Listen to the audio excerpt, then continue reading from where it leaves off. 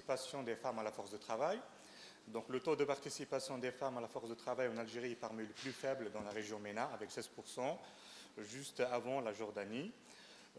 Pour la Tunisie, le taux de participation est de 24%. Donc, les femmes participent moins à l'activité économique, 2 à 3 fois moins comparativement aux hommes, notamment les jeunes filles. Deuxième caractéristique, c'est par rapport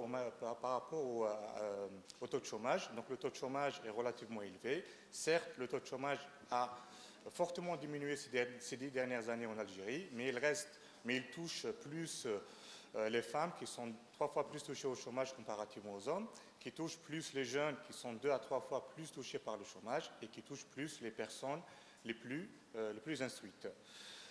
Donc, concernant l'offre de travail, donc on voit bien sur ce graphique l'évolution du nombre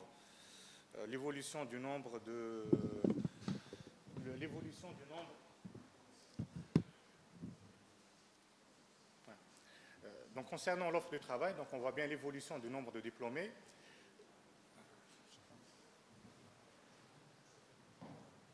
Okay.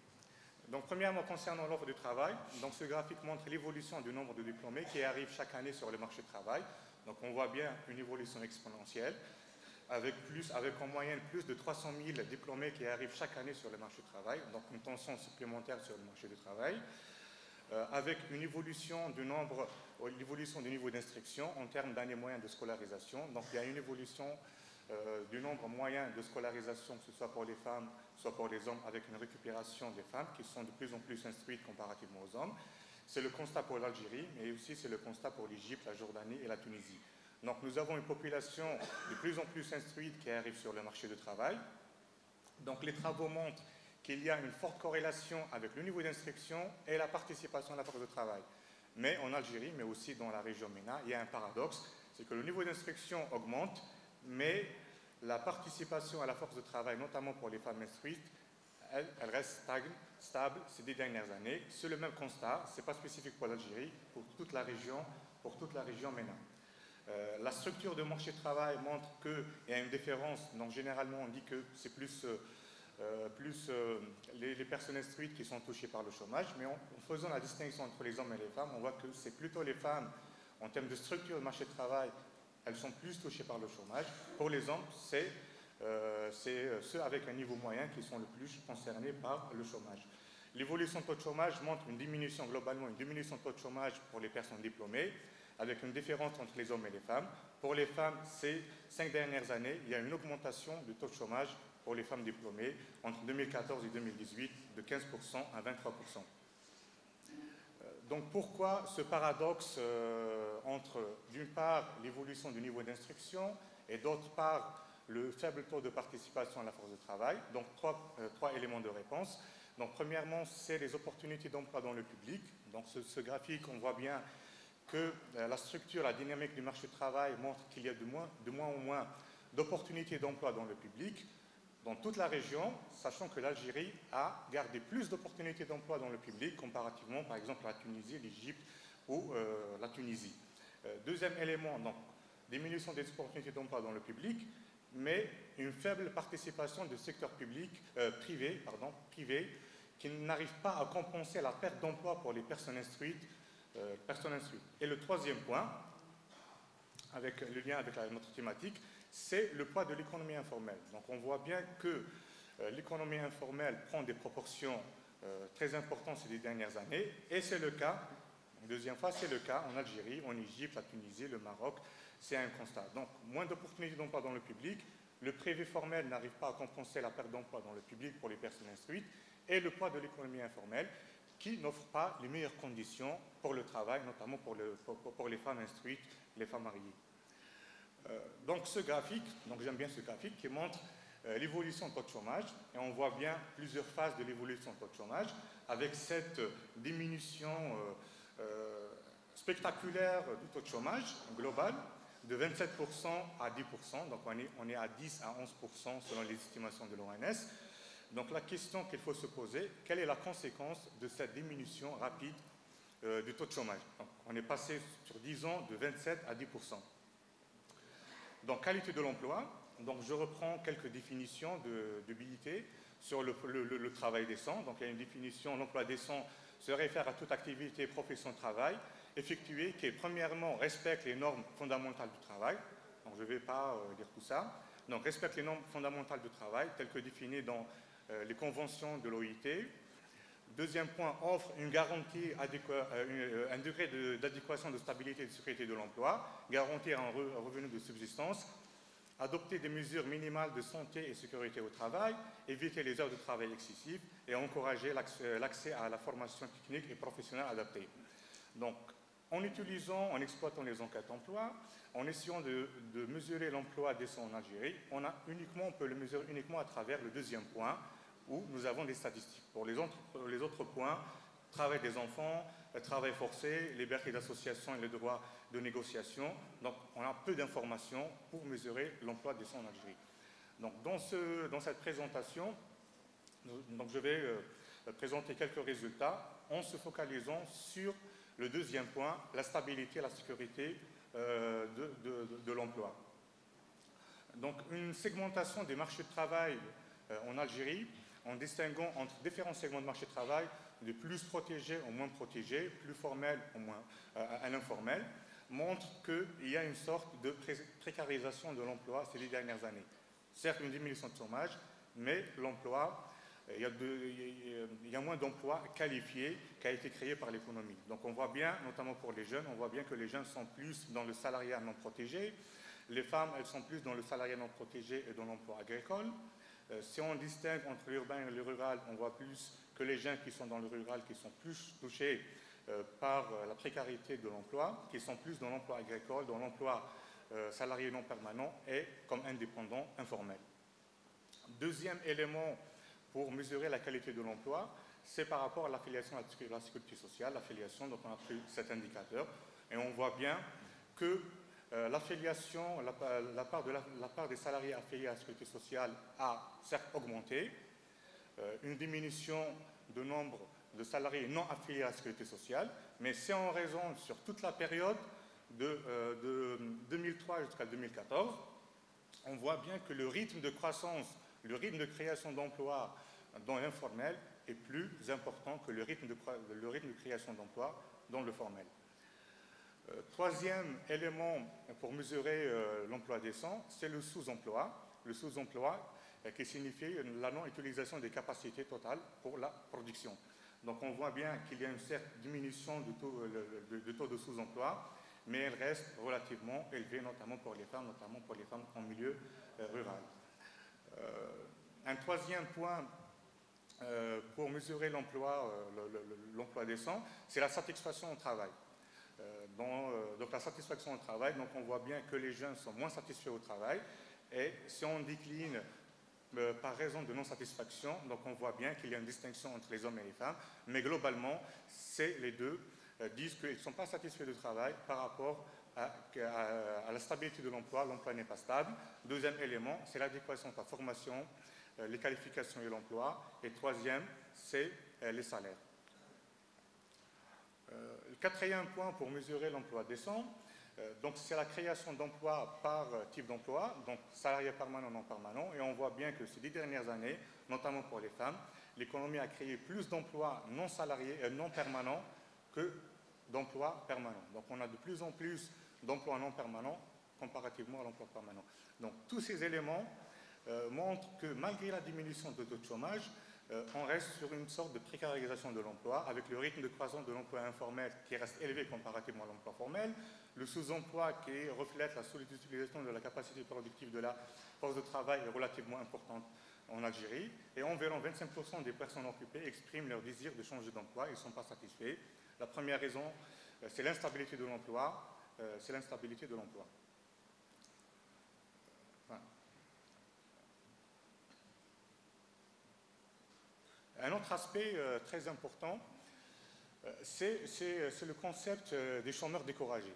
Donc, les chômeurs découragés, selon la définition de BIT, donc c'est les personnes qui ne cherchent pas un emploi, mais qui sont prêts à travailler. Contrairement à la population inactive, ils ne cherchent pas un emploi et ils ne sont pas prêts. Là, c'est des chômeurs découragés, ils ne cherchent pas, mais s'il y a une opportunité, ils vont la saisir. Donc, le concept des chômeurs découragés, donc, il ne rentre pas dans le calcul du taux de chômage, La spécificité en Algérie, on voit bien que ces 10 dernières années, il y a une augmentation des chômeurs découragés. Le nombre de chômeurs découragés a pratiquement dépassé le nombre de chômeurs réels. Et la question qu'il faut se poser, est-ce que nous avons des mécanismes, des dispositifs pour ces chômeurs découragés? S'ils décident demain de reprendre le chemin du travail, donc on n'aura pas 1 million et quelques de chômeurs, mais on aura pratiquement 2 800 000 chômeurs qui vont arriver sur le marché du travail. Donc là, il faut sérieusement réfléchir à mettre en place des dispositifs concernant les chômeurs découragés. Pourquoi ils ne cherchent pas un emploi et comment les attirer sur le marché du travail dans l'économie formelle. Voilà, donc on arrive à l'économie informelle. Donc, je passe sur les définitions. Donc, selon le BIT, rapport de 2019, l'économie informelle est une source majeure, voire la source principale de l'emploi dans de nombreuses régions. Plus de 2 milliards de la population active mondiale âgée de 15 ans et plus travaillent dans l'économie informelle, ce qui représente 61% de l'emploi mondial, 50% si on exclut l'agriculture. Et le poids de l'économie informelle est plus important en Afrique, 71% si on exclut l'agriculture et 85% en incluant l'agriculture. L'économie informelle touche généralement plus les hommes, avec une spécificité pour la région MENA, où on trouve que les femmes sont plus dans l'informel comparativement aux hommes. Les travaux du BIT montrent aussi qu'il y a une forte relation entre le cycle de vie et l'économie informelle. Donc on n'est plus dans l'approche dualiste, avec deux segments sur le marché du travail, donc passer de l'économie informelle vers l'économie formelle, avec l'évolution de l'âge, mais on est plus sur des modèles très phasés avec 3 phases. C'est des modèles développés par Lopez en Colombie. Ils montrent que les jeunes commencent dans l'économie informelle. Ensuite, avec l'expérience, avec le niveau d'instruction, ils transitent vers les emplois les plus protégés. Mais la troisième phase, que généralement en Algérie, on ne fait pas d'analyse sur cette troisième phase, c'est après la retraite, il y a une partie de cette population qui rentre une deuxième fois sur le marché du travail, mais dans l'économie informelle. Voilà. Mais pour vous rassurer, ce n'est pas spécifique pour l'Algérie. Donc on trouve ça pratiquement dans le monde, ce modèle très phasé, et avec une relation positive avec le niveau d'instruction. Plus le niveau d'instruction augmente, et moins est la probabilité d'être dans l'informel. Quelle est la contribution de l'économie informelle dans le PIB? Là aussi, il y a très peu de travaux pour le cas d'Algérie. Donc, il y a les estimations de Jacques Charme, qui a estimé en 2000 que l'économie informelle représente 27% de PIB, en excluant l'agriculture, et 37% en incluant l'agriculture, avec les approches indirectes, à travers les systèmes de comptabilité nationale. Donc, on n'a pas d'approche directe pour mesurer le poids de l'économie informelle, avec une augmentation entre 2000 et 2014 du poids de l'économie informelle dans le PIB, 5,6 et 6,7 en incluant et excluant l'agriculture. Maintenant, pour le cas de l'Algérie, on prend les caractéristiques de l'économie informelle développées par le BIT, la taille de l'entreprise, qui n'est pas le critère le plus utilisé, le non-enregistrement administratif, pas d'imposition de l'entreprise, pas de comptabilité, l'emploi de salariés non déclarés. Donc, j'ai utilisé les enquêtes de l'ONS et les enquêtes montrent que, selon le premier critère taille de l'entreprise, on est à 91% des entreprises qui sont dans l'informel si on utilise le critère de la taille moins de 5 salariés. Si on utilise le critère de forme d'enregistrement de l'entreprise, 63% des entreprises n'ont aucune forme d'enregistrement, ni registre de commerce, ni autorisation administrative, ni autorisation de la commune. En utilisant le mode d'imposition de l'entreprise, 63% des entreprises n'ont aucun mode d'imposition et 53% n'ont aucune forme de comptabilité. Donc, Monsieur le ministre a parlé des secteurs les plus touchés par l'informel, et en utilisant ces différents critères, que ce soit la forme d'enregistrement, le mode d'imposition, la tenue d'une comptabilité et la taille de l'entreprise, c'est le secteur de l'agriculture qui est le plus touché par l'informel, avec le secteur du commerce et la construction, le BTP. C'est les 3 secteurs là où il y a plus de l'informel, quelle que soit la définition de l'économie informelle. Les origines et les causes de l'informalité, je ne reviens pas sur la littérature, mais globalement, il y a trois approches. Donc, il y a l'approche dualiste, qui stipule qu'il y a deux secteurs, formel et informel, sans aucune relation. Donc, l'informel se crée par manque d'opportunité de trouver un emploi dans le formel. En revanche, l'approche structuraliste stipule qu'il y a une corrélation, une relation avec le secteur formel et informel qui travaillent en même temps dans le même secteur, qui travaillent en même temps. Il y a des ponts entre le formel et l'informel. Et l'approche légaliste qui ramène une nouvelle définition, c'est le choix de l'informel. Donc on parle souvent que l'informel, on est dans l'informel, on est contraint d'être dans l'informel, mais selon cette approche, donc il y a un segment de la population qui ont choisi d'être dans l'informel. Donc les travaux, pour le cas d'Algérie, il y a plusieurs travaux sur l'emploi informel, vu que nous avons des données qui restent plus ou moins accessibles de l'ONS, mais sur l'économie informelle, il y a très peu de travaux. Donc la plupart des travaux définissent donc quels sont les mécanismes de mesurer l'économie informelle, quel est le poids de l'économie informelle, en utilisant l'approche indirecte à travers la comptabilité nationale, mais il n'y a aucun travaux sur premièrement, mesurer l'économie informelle en utilisant les enquêtes de type 1, 2, 3 développées par l'IRD, les approches directes, et il y a peu de travaux qui s'intéressent au fonctionnement de l'économie informelle. Donc c'est bien de connaître quel est le poids de l'économie informelle, c'est bien de connaître quels sont les secteurs là où il y a la part la plus importante, mais pour mettre en place des dispositifs pour encourager la transition de l'informel vers le formel, il faut comprendre le fonctionnement du marché informel. Donc il n'y a pratiquement aucun travail sur le fonctionnement du marché du travail. Quels sont les canaux de financement de l'économie informelle? D'où vient l'argent? Quels sont les points d'approvisionnement de la matière première? D'où vient la matière première? Dans la même commune, dans la même wilaya, dans d'autres wilayas? Comment se font les transactions, les relations entre clients et fournisseurs? Quelle relation entre le secteur formel et informel? Pas d'estimation par les méthodes directes. Donc, un diagnostic de l'état de l'économie informelle comme préalable à la mise en œuvre de politiques publiques. Donc, donc je vais essayer de synthétiser, à travers cette représentation graphique. Donc, mettre une politique d'emploi qui ne prend pas en considération l'hétérogénéité du secteur informel, donc l'impact est très limité. Donc, on est dans le secteur informel, on est sur deux segments. Donc, on est sur un segment supérieur, même dans l'informel. C'est des grandes entreprises qui ont des équipements, qui ont des marchés. Et en revanche, on a des entreprises, un segment inférieur, qui n'ont pas d'équipement, qui travaillent, c'est un travail de subsistance. Et entre les deux, segment supérieur, segment inférieur, il y a plusieurs cas, plusieurs types d'économie informelle.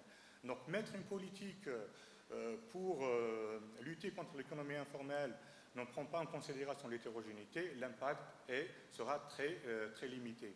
On parle souvent de barrières de passer de l'informel vers le formel, mais il y a aussi des barrières pour passer du segment supérieur, segment inférieur vers le segment supérieur, même dans l'économie informelle. Donc il faut partir sur des dispositifs spécifiques pour chaque type d'activité ou chaque type d'activité informelle, une sorte de typologie de l'économie informelle. Certes, lutter contre les activités illicites, la drogue, etc., le trafic, ça, il faut utiliser le terme lutte. Pour les autres segments inférieurs, donc je préfère ne pas utiliser le terme lutter contre, mais utiliser pour les grandes entreprises, le segment supérieur, c'est plus la sensibilisation, information, faciliter les procédures réglementaires et contrôles pour les segments supérieurs. Et pour les segments inférieurs, les segments les plus vulnérables, on ne parle plus de lutte, mais on parle de formation, accompagnement pour les segments vulnérables. Les segments supérieurs, ils ont les capacités pour la formalisation. La formalisation, il y a un coût, mais ils ne veulent pas. Pourquoi? Il faut mener des enquêtes. Les segments les plus vulnérables, ils ne peuvent pas assumer le coût de la formalisation. Donc, il faut parler de procédures d'accompagnement, de formation pour ces segments les plus vulnérables. Aussi, on parle souvent de politiques spécifiques pour l'économie informelle. Donc on parle informel, mettre des politiques, lutte contre l'informel, mais il ne faut pas oublier que la transition, elle se fait dans les deux sens. Donc, de l'informel vers le formel, mais on a aussi du formel vers l'informel. Et là, on oublie souvent qu'il y a cette deuxième transition. Donc, une politique qui se focalise uniquement sur l'informel, l'impact est limité. Donc, il faut des politiques, mettre en place des politiques spécifiques pour l'informel, la transition de l'informel vers le formel, mais aussi des politiques pour stabiliser l'emploi créé dans le formel. Là aussi, il faut faire des enquêtes pour savoir qui sont les gens qui transitent du formel vers l'informel. Voilà. Donc, deux recommandations. Procéder à une collecte systématique des données statistiques, les produire si besoin est, afin d'objectiver les constats. Là, j'annonce que le CREAD, en collaboration avec le ministère du Commerce et un représentant du ministère du Commerce, nous avons mené une première enquête sur l'économie informelle, mais c'est une enquête pilote qui a concerné la wilaya de Tlemcen. Donc pratiquement, on a finalisé l'enquête en suivant la procédure de l'IRD 1, 2, 3, enquête ménage, enquête entreprise et enquête ménage pour le niveau de vie. Mais il faut élargir ça. Donc c'est un appel à Monsieur le ministre pour collaborer, essayer de faire une enquête représentative au niveau national.